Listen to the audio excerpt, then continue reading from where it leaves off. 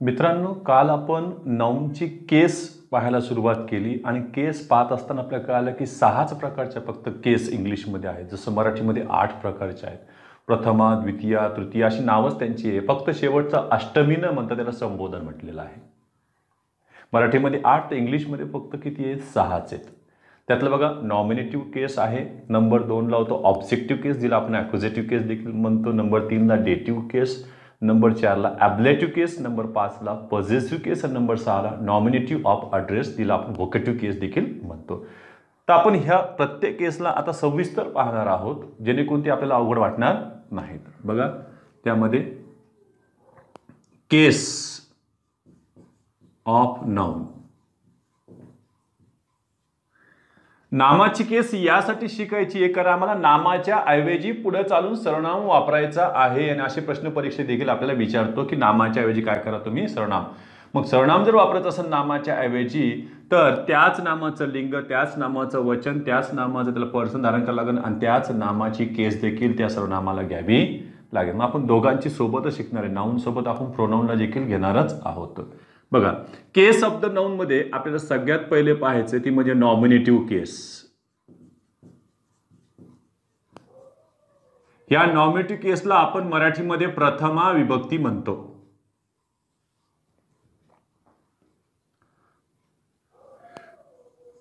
या केसमध्ये नाऊन ऐवजी येणाऱ्या सर्वनामाची रूपे ती आपल्याला पाहावी लागतील कोणती कोणती आहेत. कारण नाऊन मध्ये तर काही बदल होणार नाहीयेत, पण नामाच्या ऐवजी येणाऱ्या सर्वनामाचं रूप माहीत असलं पाहिजे की ते नॉमिनेटिव्ह केसमध्ये कसं असते. तर त्याच्यामध्ये बघा बरं, हे आय अनेक वचनी काही नाहीचं, वी, त्याच्यानंतर इथं यू, जर थर्ड पर्सन सिंग्युलर असेल तर ही थर्ड पर्सन सिंग्युलर, परत शी थर्ड पर्सन सिंग्युलर, इट आणि शेवटचं आलं दे. खरं पाहत हे कोणत्याही विशेष एखादं नाम असेल त्याच्याऐवजी वापरले जाणार नाहीये. आय, वी, यू हे फर्स्ट पर्सन सेकंड पर्सन, म्हणजे जो बोलतो तो स्वतःचं नाव घेऊन बोलत नसतो, ज्याच्याशी बोललं तर त्याचं नाव घेतलं जात नाही. पण इथं बघा बरं, नाऊनच्या ऐवजी खऱ्या अर्थानं थर्ड पर्सन सिंग्युलर किंवा प्लुरल हेच प्रोनाउन वापरले जातात. हे मस्क्युलाइनसाठी, हे फेमिनाइनसाठी, हे न्यूटरसाठी आणि हे यांचं प्लुरल म्हणून वापरलं जाईल, लक्षात ठेवायचं आहे. प्लुरल नाऊनच्या ऐवजी दे वापरले जाणार. म्हणजे इथं सर्वनामाची रूपे आम्हाला कळाले की नॉमिनेटिव्ह केसमध्ये ही असणार आहेत. पहा परत पुढे, नॉमिनेटिव्ह केसमधील नाऊन किंवा प्रोनाऊन, बघा नाऊन किंवा प्रोनाऊन हे वाक्यात सब्जेक्ट किंवा कॉम्प्लिमेंटचे कार्य करते. कॉम्प्लिमेंटला आपण विधानपूरक म्हटलं होतं, कॉम्प्लिमेंटचे कार्य करते. मग जी नॉमिनेटिव्ह केस मधलं, म्हणजे नॉमिनेटिव्ह केस मधलं नाऊन किंवा प्रोनाऊन हे सब्जेक्टचं काम करत असेल तर त्याला नॉमिनेटिव्ह केसला सब्जेक्टिव्ह केस असं देखील म्हणण्यात आले. पण लगेच पुढे काही जणांनी काय केलं की नॉमिनेटिव्ह केसनं समजा कॉम्प्लिमेंटचं काम केलं की कॉम्प्लिमेंट केस असं देखील नाव थोपून टाकले त्याला. हे आणखी मी काही पुस्तकात वाचलेलं नाहीये, पण काही ठिकाणी ऐकण्यात आलेलं आहे की असं सुद्धा केस असते, पण त्याचं काही नाव आठवलेलं नाही. म्हणजे ऑब्जेक्टचं काम केलं तर ऑब्जेक्टिव्ह केस, सब्जेक्टचं काम केलं तर सब्जेक्टिव्ह केस, कॉम्प्लिमेंटचं काम केलं नामानं तर कॉम्प्लिमेंटिव्ह केस, असं काही होणार नाहीये. याच्यामध्ये बघा नॉमिनेटिव्ह केसमध्ये नाऊन किंवा प्रोनाऊन हे वाक्यात कशाचं काम करू शकते?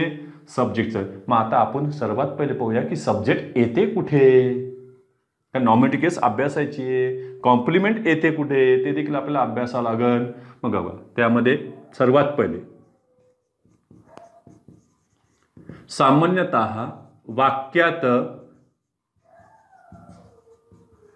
क्रियापदा आधी सब्जेक्ट येते आणि मग ह्या सब्जेक्टच्या ठिकाणी येणारं नाऊन किंवा प्रोनाऊन हे कोणत्या केसमध्ये चाललं? नॉमिनेटिव्ह केसमध्ये. त्याला पर्यायाने आपण सब्जेक्टिव्ह केस म्हणतो. बघा सामान्यतः वाक्यात क्रियापदा आधी सब्जेक्ट येते व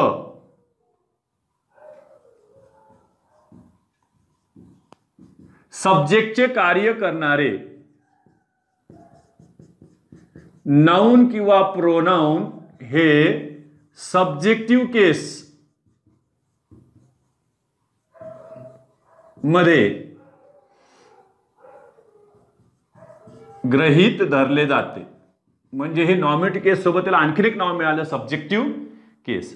मग आपल्याला कळलं की वाक्यामध्ये क्रियापदाच्या आधी येणारं नाऊन किंवा प्रोनाऊन हे कसं काम करणार आहे, सब्जेक्टच्या आणि ते नॉमिनेटिव्ह केसमध्ये असणार आहे. तर पाहूया, आपण नाम घेऊ, मग नामाच्या ऐवजी आपण सरनाम देखील वापरूया. चला, एक्झाम्पल मध्ये मी ते घेतलंय, राणी इज लेझी.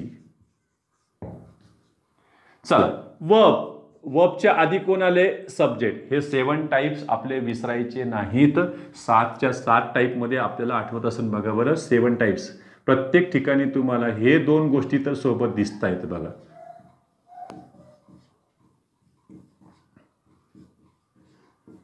तुम्ही म्हणता की 7 वेळेस लिहायची सर प्रॅक्टिस ठेवली का, SV SV SV SV SV. अरे प्रत्येक सेंटेन्स मध्ये तुम्ही बघा ना, वर्बच्या आधी कोण आहे, सब्जेक्ट आहे. वर्बच्या नंतर कोण आहे ते नंतर पाहूया आपण. सध्या वर्बच्या आधीचं कोण याच्यामध्ये, सब्जेक्ट आहे. मग चला, वर्बच्या आधी कोण आले याच्यामध्ये, सब्जेक्ट. सब्जेक्टिव्ह केसमध्ये आहे, हे नाऊन आहे. ठीक आहे. मग आता या नाऊनच्या ऐवजी तुम्हाला प्रोनाऊन वापरायचं आहे, ते पण त्याच केस मधलं असलं पाहिजे, सब्जेक्टिव्ह किंवा नॉमिनेटिव्ह केस मधलं.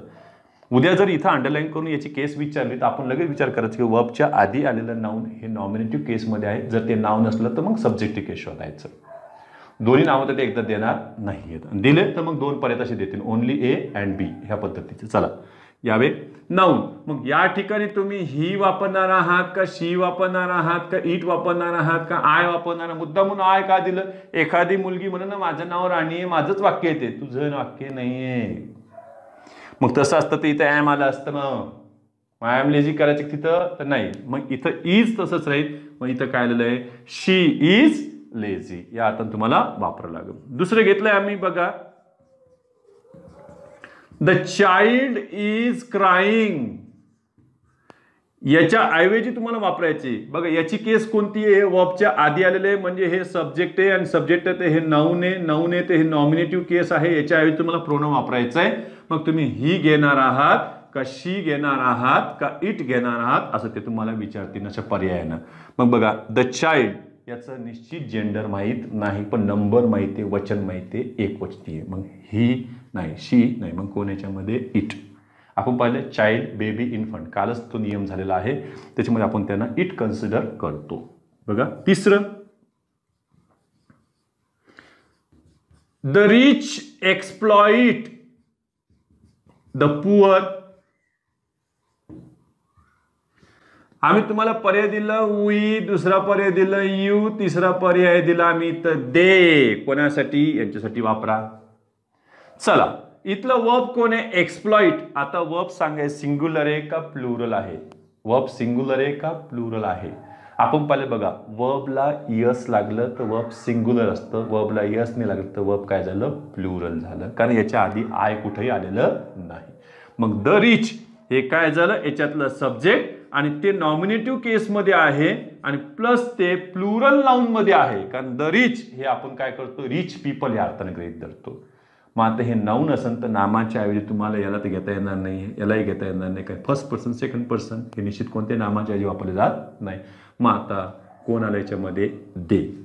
मी तसंच उदाहरण आणखीन एक तुम्हाला दिलं बघा, द पुअर आर लबोरियस. सांगा, द पुअर साठी मग आम्ही तुम्हाला परत पर्याय दिला, वी घेणार आहात का, यू घेणार आहात का, दे घेणार आहात. मग याच्यामध्ये काय झालं, द पुअर. बघा, हे वर्ब आहे, वर्बच्या आधी हे सब्जेक्ट आहे, सब्जेक्ट आहे तर हे नॉमिनेटिव्ह केसमध्ये आहे सध्या, म्हणजे सब्जेक्ट केसमध्ये पण आहे. याच्या ऐवजी तुम्हाला काय वापरावं लागेल, दे. या पद्धतीनं घेतलंय. बघा, आणखीन एक उदाहरण घेऊया आपण त्याच्यासाठी.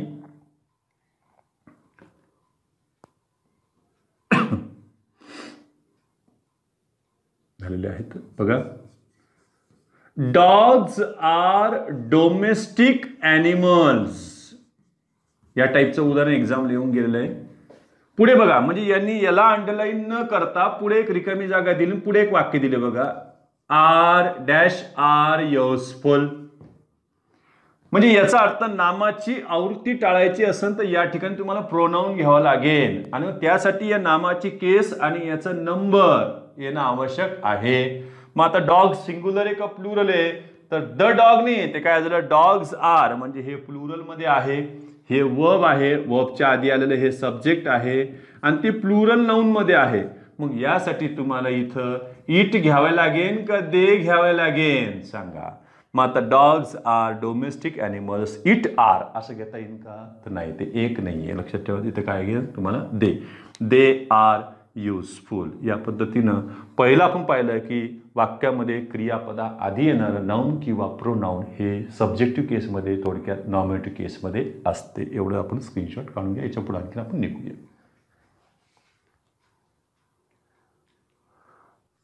आत्ता एक कॉन्सेप्ट क्लिअर झाला की वाक्यामध्ये क्रियापदाच्या आधी काय असतो, कर्ता असतो, सब्जेक्ट असतो. बघा आता परीक्षक तुम्हाला कसं कचाट्यात पकडतो, खास करून डिग्रीमध्ये. डिग्री हा व्याकरणाचा प्रकार आहे जिथं मध्ये तुलना केली जाते. दोन कर्त्यामध्ये एका गुणाला घेऊन पण तुलना केली जाते आणि एकाच कर्त्याच्या दोन गुणात देखील तुलना केली जाते. त्यांचा आपल्याला अभ्यास करायचा आहे. आपल्याला दोन कर्त्यामध्ये एकाच गुणावरून तुलना होत असेल तर ते अभ्यासाचं बघा. डिग्रीमध्ये दोन कर्त्यात एकाच गुणावरून तुलना केली जात असेल तर ॲज किंवा दॅन या कंजंक्शन नंतरचे नाउन किंवा त्याच्याऐवजी येणारं प्रोनाउन, बघा नाउन किंवा प्रोनाउन हे नॉमिनेटिव्ह केसमध्ये वापरावे. काय कारण आहे ते आपण पाहून घेऊ. म्हणजे सब्जेक्टिव्ह केसमध्ये वापरावे. कारण कर्ते किती झाले याच्यात, दोन कर्त्यात किती गुणावरून तुलना आहे, एकाच गुणावरून तुलना चालू असेल. म्हणजे एक प्रकारे इथं येणारा हा कर्ता आपण त्याला क्रमांक 1 दिलेला आहे. इथं येणारे हे क्रियापद आपण एखादं समजा कंपॅरेटिव्ह डिग्रीची इथं रचना घेऊन पाहूया. इथं विशेषणाला ER प्रत्यय लागले किंवा ER लागत नसेल त्या क्रियापदाचं पहिल्या रूपाच्या आधी आपण मोर हे ॲडव्हर्ब वापरले, पुढे दॅन आणि याही पुढे येणारा हा कर्ता क्रमांक 2 असेल. बघा कर्ता 1 कर्ता 2 ह्या दोन कर्त्याची तुलना कोणत्या गुणावरून चालली, एका गुणावरून चालली. लगेच कळतं आम्हाला विशेषणाच्या रूपावरून.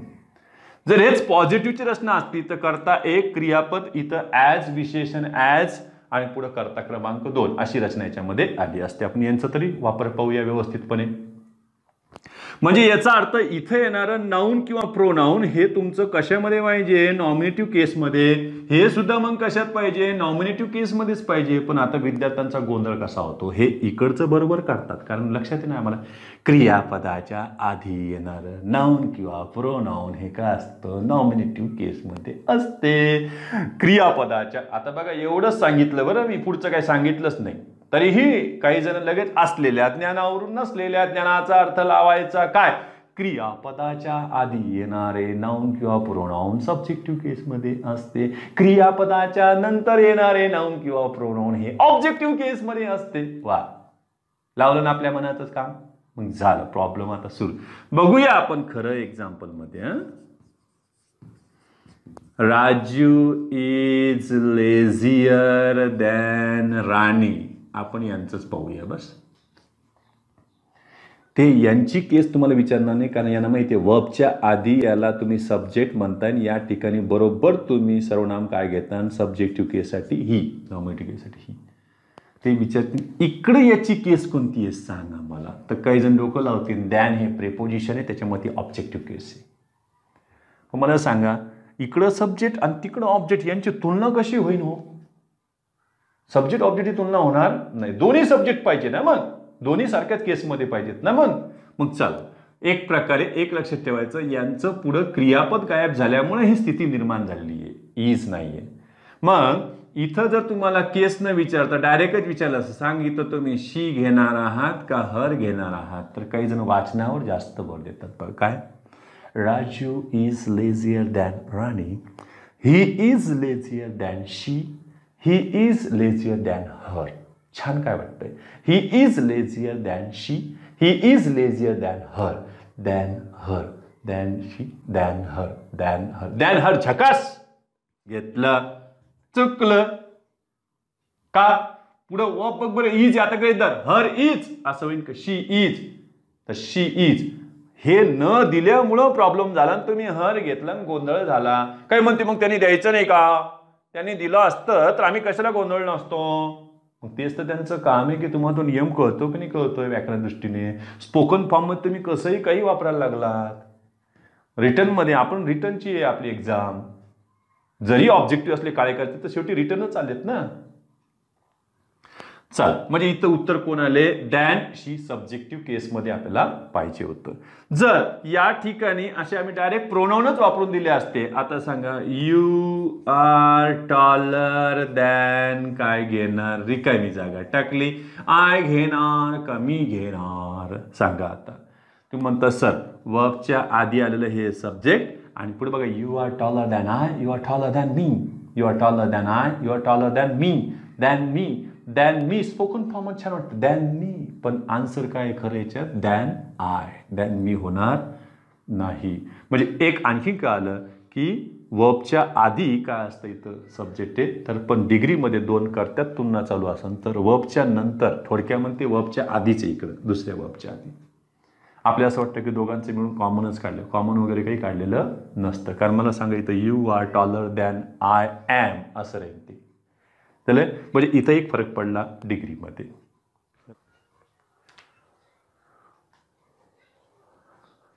वाक्यात बीचे रूप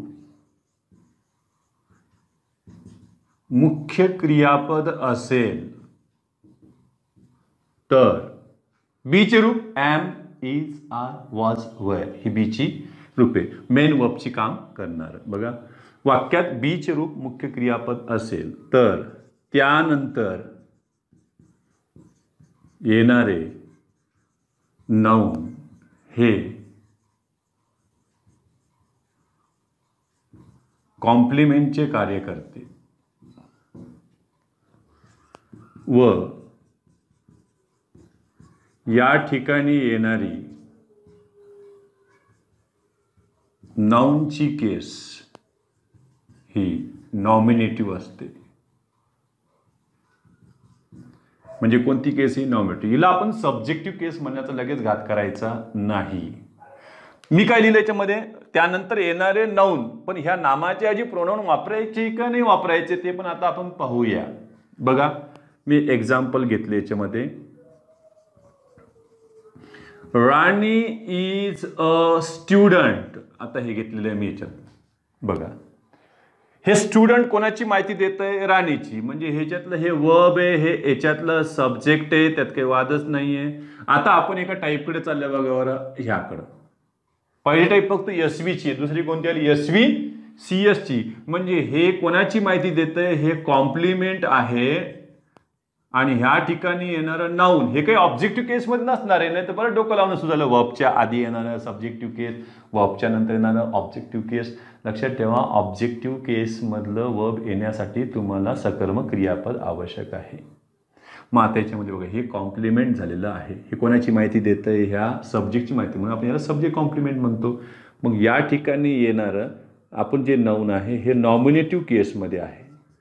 म्हणजे या ठिकाणी तुम्हाला काय करता येतं? शी वापरता येतं. हे जरी नॉमिनेटिव्ह केसमध्ये असले तरी या ठिकाणी तुम्हाला प्रोनाउन वापरता येणार नाही. आता बघा बरं कसं वाचा. जर तुम्ही वापरायला गेले तर काय करणार आहे? शी इज शी असं करणार आहे का? ती आहे तसं नाही करणार, काही अर्थ लागणार नाही. शी तसं नाही. शी इज अ स्टुडंट. म्हणजे याचा अर्थ प्रत्येक ठिकाणी नामाच्या ऐवजी सर्वनाम वापरता येत नाही. जरी व्याख्या बरोबर असली नामाच्या ऐवजी सर्वनाम येते तरी हे इथं मान्य नाही. म्हणजे ह्या सेंटेन्समध्ये तुम्हाला करावं लागेल तर काय करावं लागेल? शी इज अ स्टुडंट. या नामाच्या ऐवजी तुम्हाला इथं असं प्रोनाउन वापरता येणार नाही. हे कॉन्सेप्ट क्लिअर.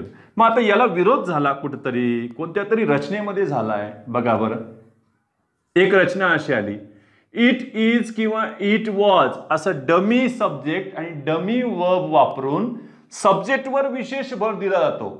कर्त्यावर विशेष भर दिला जातो. काय मग हे काही करते नाही करत नाही, हे डमी आहे, डुप्लिकेट आहेत. मग याच्यातला मूळ कर्ता कुठे आहे बघा, इज किंवा वॉज नंतर येणारा असं वाटतं तो त्यातला कॉम्प्लिमेंटच आहे. पण या ठिकाणी येणारं बघा बरं, नाऊन किंवा प्रोनाऊन हे कोणत्या केसमध्ये आलेलं आहे, इथं नॉमिनेटिव्ह केसमध्ये आलेलं आहे. तो याच्यातला रिअल सब्जेक्ट मानला जातो. झालं. इथं नाऊन किंवा म्हणजे याचा अर्थ नाम पण येऊ शकतं, नामाच्या ऐवजी प्रोनाऊन पण येऊ शकते. हे फार फार महत्वाचे परीक्षक यांच्या मागे जास्त असतो. आणि यापुढे पहा आता काय आलंय, रिलेटिव्ह क्लॉज. त्या रिलेटिव्ह क्लॉजलाच ऍडजेक्टिव्ह क्लॉज देखील म्हणतात. काय म्हणतात ते क्लॉज कशाला आला, ही कॉम्प्लेक्स सेंटेन्स कारण त्याच्यात दोन वर्ब दिसायला लागले, एक डमी आणि एक तिकडे रिअल येईल. बघा या ऍडजेक्टिव्ह किंवा रिलेटिव्ह क्लॉजची सुरुवात हू ह्या रिलेटिव्ह प्रोनाऊनने होते. आणि हे रिलेटिव्ह प्रोनाऊन या क्लॉज मधला सब्जेक्ट आहे, लक्षात ठेवायचं आहे. हा झाला सब्जेक्ट, त्याच्यामुळं हा याच्याशी संबंधित आहे. हे नॉमिनेटिव्ह केसमध्ये हे याच्यातलं सब्जेक्ट आहे, हे सब्जेक्ट असल्याने याच्यानंतर येणार हे वर्ब हे कोणाशी संबंधित राहील. तर एक लक्षात ठेवायचं, हे रिलेटिव्ह प्रोनाऊन आहे म्हणजे याचं रिलेशन इथल्या नाऊन किंवा प्रोनाऊनशी असणार. इथल्या नाऊन किंवा प्रोनाऊनचं तो पर्सन, त्याचं जेंडर, त्याचं नंबर शेअर करतो. कोण? हा हू. आणि हा म्हणजे तेरे ही रंग में मैं ढल जाऊ असं आहे त्याच्यामध्ये. रंगरूपमध्ये हा ढळला कोण? हू. म्हणजे इथं जर सेकंड पर्सन असेल तर हे सेकंड पर्सन बनेल. हूचं खासियत आहे बघा. हे जर फर्स्ट पर्सन आलं तर इथंही फर्स्ट पर्सन बनेल, हे थर्ड पर्सन असलं तर हे थर्ड पर्सन बनतील, हे सिंग्युलर आहे तर हे सिंग्युलर बनेल, हे प्लुरल आहे तर ते प्लुरल बनेल. मग इथलं जे वर्ब आहे ते खऱ्या अर्थाने हे हूशी म्हणजेच कोणाशी संबंधित आहे, इथं येणाऱ्या नाऊन किंवा प्रोनाऊनशी. लक्षात ठेवा मी बाणाचं काय दाखवलेलं, इकडचं वर्ब कोणाशी संबंधित आहे, यांच्याशी संबंधित आहे. म्हणून परीक्षा काय करतो, इथं नेमकी तुम्ही नाऊन किंवा प्रोनाऊन कोणत्या केसमध्ये ठेवणार आहात आणि इथलं वर्ब तुम्ही कोणाशी संबंधित ठेवणार आहात ते आपल्याला पाहायचंय. बघा मी इथं उदाहरण दिले, इट इज. ह्या इजचा पुढच्या येणाऱ्या नाऊन प्रोनाऊनशी काहीही संबंध नाहीये, त्याच्या जेंडरशी, त्याच्या नंबरशी वगैरे काहीच केलं नाही. बघा it is Rani who has helped me. जिनं कोणी मला मदत केली ती कोण आहे? राणी आहे. म्हणजे राणीवर विशेष भर दिलाय. एक प्रकारे या सेंटेन्सला तुम्ही पुसूनच पाहा ना, एवढं हे काही 3 वर्ड्स काढून बघा ना. आता वाचा, राणी हॅज हेल्प्ड मी असं म्हटलं असतं त्याच्यावर विशेष भर झाला नसता. स्ट्रेस द्यायचा असेल, त्याच्यात एम्फसिस द्यायचा असेल तर आम्हाला इट इजची रचना वापरावी लागेल. भूतकाळ तुम्ही इट वॉजची रचना वापरू शकता. म्हणून आपण इथं काय घेतलं, it is Rani who has helped मी. मला सांगा आता हे हॅज हूच आहे का? तर नाही. मग हूला पर्सन थर्ड पर्सन कोणामुळे लाभले? कारण इथं त्याच्या आधी येणारं राणी हे काय होतं, थर्ड पर्सन मध्ये सिंग्युलर मध्ये होतं, म्हणून इथं तुम्ही हॅज घेतलं. लक्षात ठेवा. झालं. दुसरं उदाहरण घेतलं मी, it is you who dash lazy. आता सांगा, एम घेणार आहात का, इज घेणार आहात का, आर घेणार आहात का, हे आपल्याशी पंचायत करून ठेवून देतील. बघा वाचा, इट इज यू. मग सर हे यू नेमकी कोणत्या केसमध्ये आहे? तर हे नॉमिनेटिव्ह केसमध्ये आहे. कारण इथं येणार, एक लक्षात ही रचना एकदा सापडली की इकडे येणार कोण आहे, नाऊन किंवा प्रोनाऊन तुमचं सब्जेक्टिव्ह केसमध्ये, नॉमिनेटिव्ह केसमध्ये राहील. चला, म्हणजे हे याच्यातलं नॉमिनेटिव्ह केसमधलं आहे. यू सोबत तुम्हाला यातलं क्रियापद वापरायचं. वाचून बघा, it is you who am lazy, it is you who is lazy, it is you who are lazy. मग सांगा यू सोबत तुम्ही काय वापरणार आहात? आर. मग सांगा आता याचं पर्सन कोणी विचारलं तर सांगता यायला पाहिजे. याचं पर्सन काय होतं? राणीमुळं थर्ड पर्सन. याचं पर्सन कोण झालं? अबे याच्या आधी कोण आलं? You, second person. म्हणजे हे पण झालं सेकंड पर्सन. म्हणून इथं क्रियापद काय घेतलंय तुम्ही? आर. मग आता परीक्षकाने काय केलंय, याच्यावर आणखीन उदाहरणं तयार केली. तेच घेऊन टाकतो. It is I me who has have helped हर. इथे काय घेणार, इथे काय घेणार, त्याच्यावर 4 पद्धतीने तो पर्याय तयार करू शकतो. इथं आय घ्यायचंय का मी घ्यायचंय, 2 पैकी सांगेल. It is I, it is मी. कसं वाटतं छान, किंवा ते स्पोकन फॉर्म छान तसं, it's me, it's me, it's me. It is I, पुढे काय आलं बघा, हू, म्हणजे याच्यामध्ये मी येणार नाही. मग काय आलं इथं आय. आता आय सोबत या दोघांपैकी कोण वापरायचंय, काय म्हणते सर आय सिंग्युलर असतं आणि मी असं लक्षात घेतलेलं आहे की सिंग्युलर सोबत हॅज असतं. तुम्ही सांगितलं होतं सर मागं सिंग्युलरमध्ये यस असतं तर यस फॉर सिंग्युलर, त्याच्यामुळे वर्ब सगळे यसवालेच वापरायचे, इज हॅज वगैरे. ते आयला नियम लागू होत नाही, तो सिंग्युलर नाऊनला किंवा त्याच्या ऐवजी येणाऱ्या थर्ड पर्सन मधल्या प्रोनाऊनला लागू होतो. मग इट इज आय हू सोबत काय घेणार, it is I have, has होणार नाही. मग करेक्ट आन्सर काय झालं, it is I who have helped her. हे आन्सर त्याचं झालेलं आहे. तेवढं स्क्रीनशॉट काढून घ्या.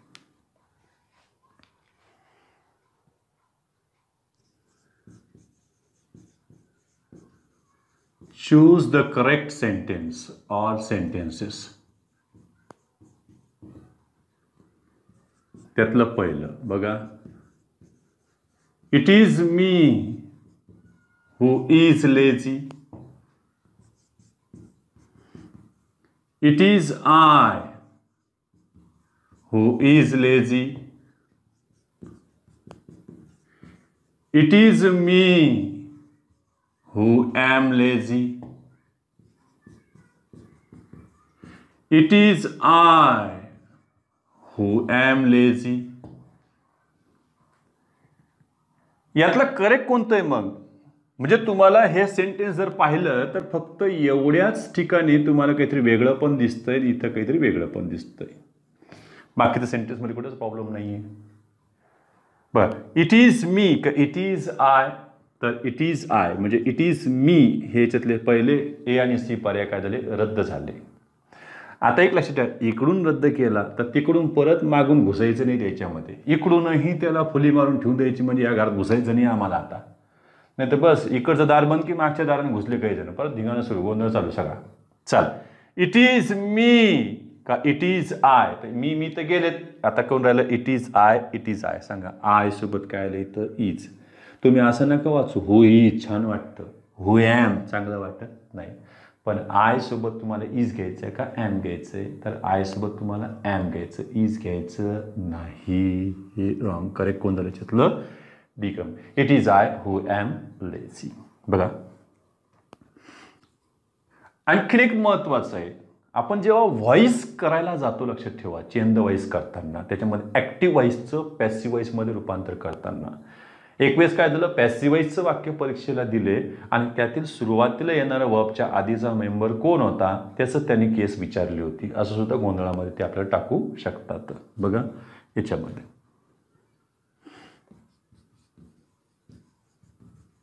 ऍक्टिव्ह व्हॉइसचे काय करायला लागले, ते पॅसिव्ह व्हॉइस. मला काय ऍक्टिव्ह व्हॉइसचं पॅसिव्ह व्हॉइस तुम्हाला शिकवायचं नाहीये, फक्त त्याच्यामध्ये वर्बच्या आधी येणारा हा कर्ता आहे का कर्म आहे ते पण आपल्याला पाहावं लागेल ना.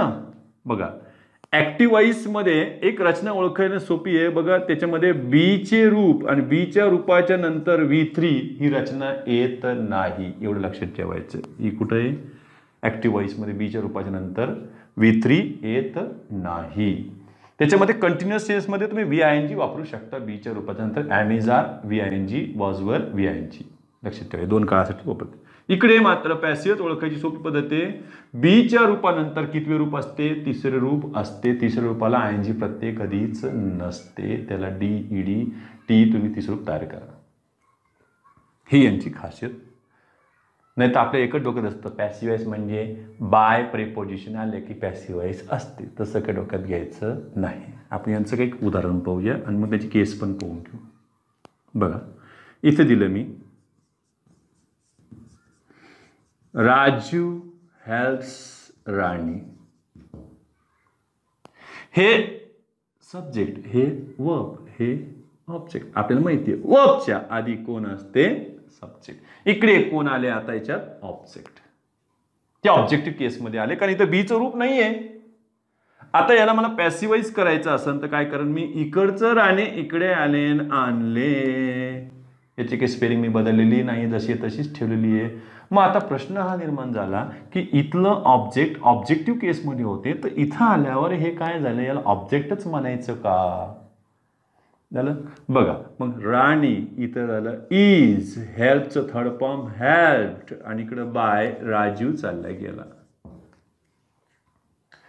आता इंग्रजीच्या नियमानं बघा बरं, इज हेल्प्ड हे वर्ब आहे आणि त्यांचा नियम आहे की वर्बच्या आधी येणारा हा नॉमिनेटिव्ह केसमध्ये गृहीत धरतात, मग ते ऍक्टिव्ह वॉइस असो का पॅसिव्ह वॉइस असो. हे जरी इकडचं ऑब्जेक्ट होतं पण इकडं आल्यामुळे ते नॉमिनेटिव्ह केसमध्ये आलं, इकडचं त्याला सब्जेक्टच मानलं जातं. जसं इथं बघा कर्ता क्रिया करतो, इथं इथल्या पॅसिव्ह वॉइसमध्ये कर्त्यावरच क्रिया केली जाते असं गृहीत धरले जाते. म्हणजे हे राणी इकडचं कोणत्या केसमध्ये आहे, नॉमिनेटिव्ह केसमध्ये, म्हणून आपण इथं काय वापरणार शी. बघा शी इज हेल्प्ड, इथे काय झालं असतं, Raju helps Rani, he helps her, इथं हरचं काय झालं, इथं शी, म्हणजे कोणत्या केसमध्ये आले, तिकडं नॉमिनेटिव्ह केसमध्ये आले. याची कोणती केस होईल हे आपण काल थोडंसं पाहिलं होतं, ती ॲब्लेटिव्ह केस आहे.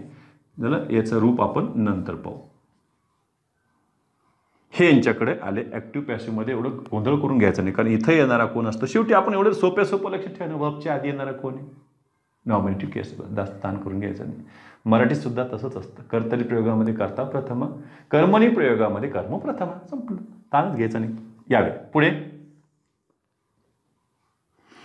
शेवटचं आता आपल्याला बघायचं नॉमिनेटिव्ह केसचं, ते म्हणजे इमॅजिनरी कंडिशन, काल्पनिक किंवा अवास्तविक. इमॅजिनरी कंडिशन मध्ये याचा उपयोग होईल. इमॅजिनरी कंडिशन मध्ये वर या क्रियापदानंतरचे नाउन किंवा प्रोनाउन हे नॉमिनेटिव्ह केसमध्ये असते. इमॅजिनरी कंडिशन ही इफ न चालू होईल कधी पण. बघा याची रचना ओळखणे सोपी आहे. इफ आय वर, मी सध्या इथं करता फक्त आय घेतोय, तसं तुम्ही तिथं कोणताही करता वापरू शकता, कोणत्याही पर्सन मध्ये असला तरी चालेल, तो नाउन असला तरी चालेल, सिंग्युलर असो का प्लुरल कोणी असलं चालेल. बघा बरं, याच्यासाठी तुम्हाला इथं वरच वापरावे लागेल. इमॅजिनरी कंडिशनची खासियतच आहे इफ आय वर. आता आपल्या ह्या वर्बच्या आधीचं हे सब्जेक्ट विचारात घ्यायचं नाही, आपल्या याच्या पुढे येणारं नाउन किंवा प्रोनाउन हे कोणत्या केसमध्ये असेल, तर आपण बघितलं बघा, बी चे रूप जेव्हा मुख्य क्रियापद असते तेव्हा पुढे आपण त्याला कॉम्प्लिमेंट म्हटलेलं आहे. मग या ठिकाणी नाउन किंवा प्रोनाउन तुम्हाला त्याच्यात घेता येईल. म्हणजे हे कोणत्या केसमध्ये चालेल, नॉमिनेटिव्ह केसमध्ये. याच्या पुढे बघा बरं, हे आय वूड प्लस वर्ब ही रचना असते. इमॅजिनरी कंडिशनची खासियत आहे त्याच्यामध्ये बघा बरं, इफ डॅश डॅश वर आणि यांच्याकडे हे वूड प्लस क्रियापदाचं मूळ ही रचना येणं आवश्यक आहे. चल मी इथं दिलं, इफ आय वर राणी आय वूड हेल्प हिम.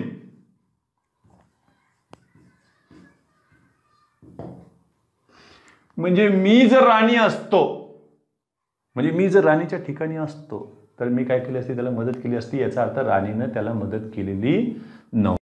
आणि याच्यानंतर येणारं राणी हे तुम्हाला नॉमिनेटिव्ह केसमध्ये वापरायचं. मग सांगा इथं तुम्ही शी घेणार आहात का हर घेणार आहात. स्पोकन फॉर्ममध्ये जरी हर बरोबर वाटलं तरीही तुम्हाला काय घ्यावं लागेल, ग्रॅमॅटिकली नियमानं, ग्रॅमरच्या नियमानं तुम्हाला इथं नॉमिनेटिव्ह केसमधलंच घ्यावं लागेल. ते कोण घ्यावं लागेल, कारण बीच्या रूपानंतर तुम्हाला ऑब्जेक्टिव्ह केस वापरता येत नाही, तुम्हाला सब्जेक्टिव्ह केस वापरावी लागेल, नॉमिनेटिव्ह केस वापरावी लागेल. मग काय आलं, इफ आय वर शी आय वूड हेल्प हिम. तर एवढं स्क्रीनशॉट काढून घ्या. इथं आपली नॉमिनेटिव्ह केस संपली. दुसरी केस आहे ऑब्जेक्टिव्ह केस, ॲक्विजिटिव्ह केस. मराठीमध्ये याला आपण द्वितीया विभक्ती म्हणतो.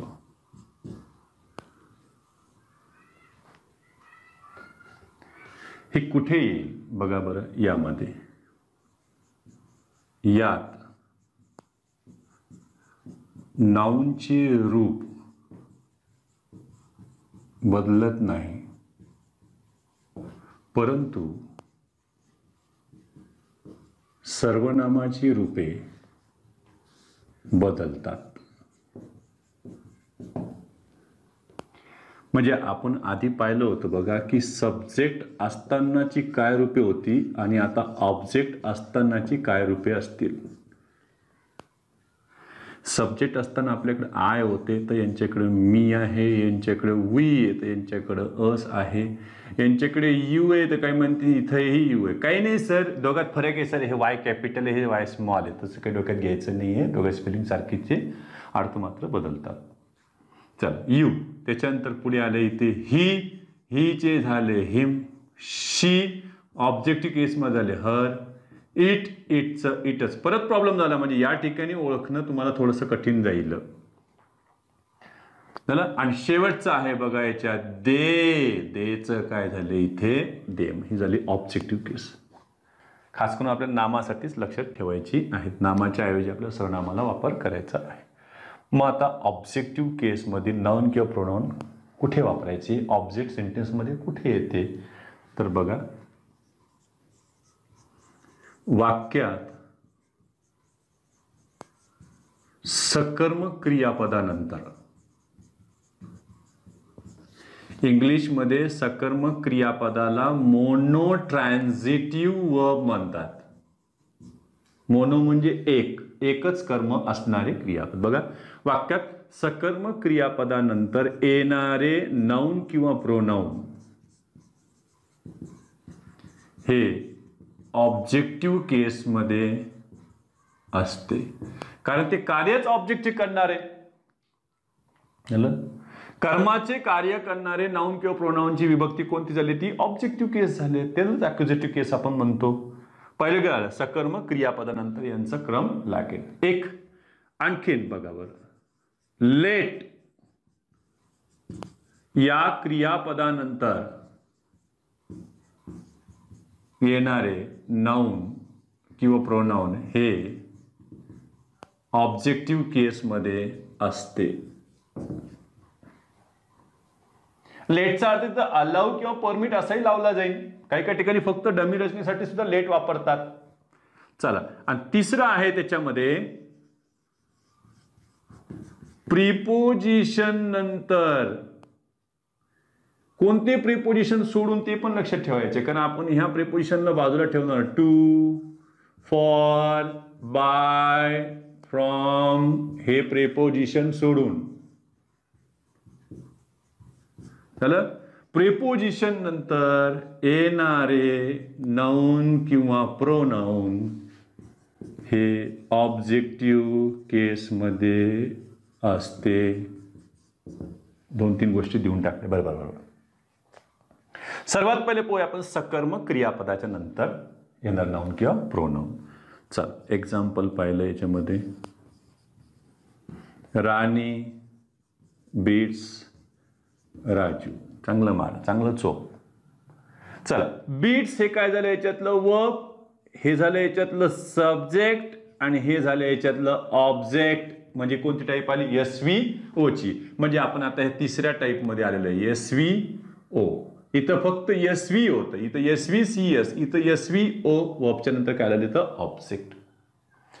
मग हे जर सब्जेक्ट असेल तर या ठिकाणी तुम्ही प्रोनाउन काय वापरलं, शी. पण हे जर ऑब्जेक्ट असेल तर इथं प्रोनाउन तुम्ही ही वापरणार आहात का हिम वापरणार आहात. याची केस काय आली आम्हाला, ऑब्जेक्टिव्ह म्हणजे ऑब्जेक्टिव्ह केस आहे. म्हणजे इथं ही घ्यायचं की हिम घ्यायचं, तर हिम घ्यायचंय. हे इथे बघा हिम, ऑब्जेक्टिव्ह केससाठी हे चुकलं. बस. एक दुसरं त्यांच्यामध्ये, शी मेट डॅश yesterday. आय मी सांगा. शी मेट, मेट काय झालं याच्यातलं वर्ब, हे झालं सब्जेक्ट, हे झालं याच्यातलं ऑब्जेक्ट. ऑब्जेक्टसाठी तुम्हाला कोणती केस घ्यावं लागेल, ऑब्जेक्टिव्ह. मी डायरेक्ट इथं प्रोनाउन दिले होते भरायला. चला, तिसरं, he invited my mother and dash for the party. मग इथं मी घेऊ का आय घेऊ तर सांगा. इन्व्हायटेड हे झालं वर्ब, याच्यामध्ये हे झालं याच्यातलं सब्जेक्ट, आणि hey my mother and dad dash हे जर ऑब्जेक्टिव्ह केसमध्ये आहे तर हे सुद्धा ऑब्जेक्टिव्ह केसमध्ये आहे. ते मुद्दाम कोण तुम्हाला पताच लागू देणार नाही याची केस कोणती आहे, पण तुम्ही वर्ब वरून तर लक्षात घ्यायचं नाही. इकडे काय आलेलं हे ऑब्जेक्ट आहे, मग इथं ऑब्जेक्टिव्ह केस तुम्हाला घ्यायला लागेल. म्हणजे कोण घ्यायला लागेल इथं, मी, दुसरं काही घेता येणार नाही. पुणे बघा, लेट राजू गो होम, कोणाला घरी जाऊ द्या, राजूला. लेट हे याच्यातलं वर्ब आलेलं आहे, आपल्या यादीत आहे लेट. लेट नंतरचं नाउन किंवा प्रोनाउन हे कोणत्या केसमध्ये आलं, इथं ऑब्जेक्टिव्ह केसमध्ये ऑब्जेक्ट म्हणून राहील. मग तुम्हाला राजूसाठी इथं ही वापरायचं आहे का हिम वापरायचं असं विचारतील. लेट ही गो होम का let him go home, let him go home. तसंच आपण बघा, लेट वी गो होम का लेट अस गो होम, तर आपण बोलतो बघा सहज, let us go home, let us play the game, let us sit here, let us enjoy the moment. आपण लेट अस म्हणतो, त्याच्यामध्ये समजून घ्यायचं. मग ते काय करतील, मुद्दाम करून तुमचा गोंधळ घालायला सुरुवात करतील. 5 नंबर बघा, let you and dash sit here.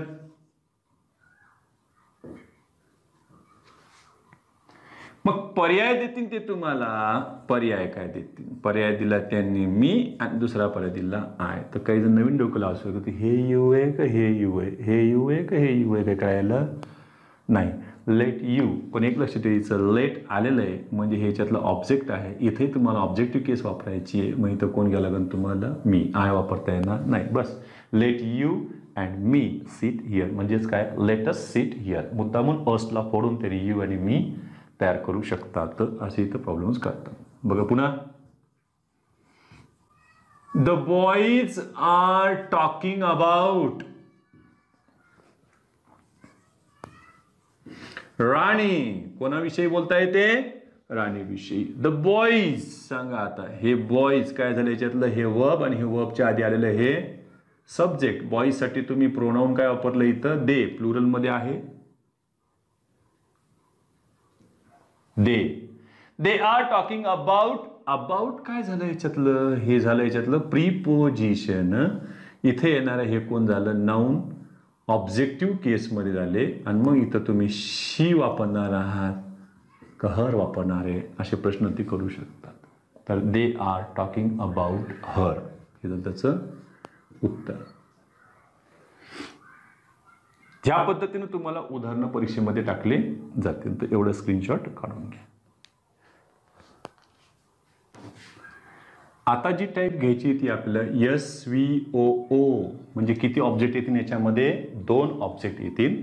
बघा, तिसरी केस जी आलेली आहे तिला आपण डेटिव्ह केस म्हणतो, तिलाच आपण चतुर्थी विभक्ती म्हणतो. ही कर्माच्या आधी म्हणजेच काय, डिरेक्ट ऑब्जेक्टच्या आधी येणारं जे इनडायरेक्ट ऑब्जेक्ट असतं त्या ठिकाणी देखील डेटिव्ह केस वापरली जाते. त्यांच्यामध्ये क्रम मागे पुढे होऊ शकतो. बघा, वाक्यात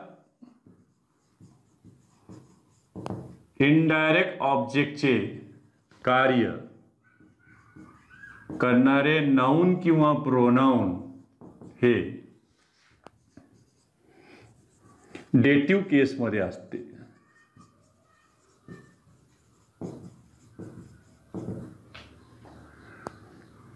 आता यामध्ये परत पाहूया आपण,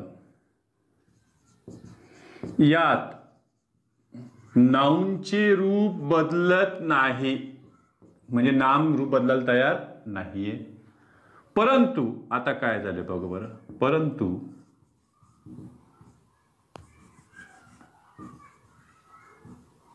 प्रोनाउनचे ऑब्जेक्टिव्ह केस मधील रूपेच या केसचे कार्य करतात. तीच रूपे परत इथं कामात पडणारी, म्हणजे काही वेगळ्या रूपांचा अभ्यास करायची गरज राहिलेली नाहीये. दिसायला दोन्ही सारखेच, जसं मराठीमध्ये द्वितीय आणि चतुर्थी विभक्तीमध्ये सलाना सलाना सारखेच दिसतात, पण शेवटी कार्य तर वेगळे, रूप सारखं आहे फक्त त्यांचं. म्हणजे एक लक्षात ठेवायचं आहे, आपण सब्जेक्टच्या ठिकाणी, त्याच्यानंतर ऑब्जेक्टच्या ठिकाणी आणि पुढे जर घेतलेलं असेल ते म्हणजे डेटिव्ह केसच्या ठिकाणी, तर तुम्हाला हे सगळे सारखे दिसतील. याच्यामध्ये बघा, इथं आय तर इथे मी आहे, इथेही तुम्हाला काय दिसेल मी, दोन्हीकडे मी दिसतोय, कमाल झाली. हो बघा, इथे वी आहे, इथे अस आहे, इथे अस आहे, इथे यू आहे, इथे यू आहे, इथे यू आहे, तिन्हीकडे यूच आहे. वा बघा, इकडे ही आहे, इकडे हिम आहे, इकडे हिम आहे, त्याच्यानंतर इकडे शी आहे, इकडे हर आहे, इकडे ही हर आहे, इकडे इट आहे, इकडे इट आहे ऑब्जेक्टिव्हमध्ये. पण डेटिव्ह केसमध्ये तुम्हाला इट सहसा वापरता येणार नाही. जर ते चाइल्डच्या अर्थानं असेल तर इट घेता येईल त्यामध्ये, एक जर अपवाद जर सोडला तर. बघा पुढे, आणि इथं दे आहे, इथे देम आहे, इथेही देम आहे. म्हणजे एक आलं की डेटिव्ह केस ही वस्तूंसाठी वापरली जाणार नाही, ही व्यक्तिवाचकमध्येच राहतील नामासाठी. त्याच्याच ऐवजी येणारे सर्वनाम तुम्हाला वापरता येतील. आता दिसायला सारखे दिसत आहेत बघा. मग एका नावं घेऊन देतील का, ऑब्जेक्टिव्ह मधलं हिम घेणार आहात का डेटिव्ह मधलं हिम घेणार आहात. मग केसचं नावच सांगून दिलंय, मग राहिलंच काय त्याच्यामध्ये वापरायला. म्हणून तर बरेच जण काय करतात, फक्त सब्जेक्टिव्ह, ऑब्जेक्टिव्ह आणि पॉझिटिव्ह या तीनच केस शिकवतात, जास्त केसच्या भानगडीत पडत नाही, कारण सारखे सारखेपणा त्याच्यामध्ये गोंधळ टाकू शकतो. मग आता हे इनडायरेक्ट ऑब्जेक्ट वाक्यामध्ये येईल कुठे बघा. वाक्यात